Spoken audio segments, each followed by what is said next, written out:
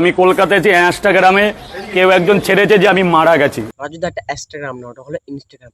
আর যে তোমার এই ভিডিওটা আপলোড করছে সোশ্যাল মিডিয়ায় যে তুমি মরে গেছো, সে একটা পাগলা চোদা লোক।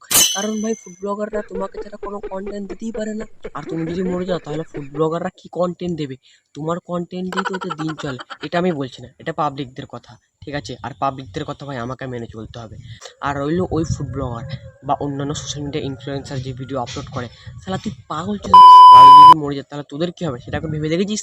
হ্যাঁ, কিছু ভিউজ পাওয়ার জন্য রাজদোকানদারে মেরে ফেলছিস।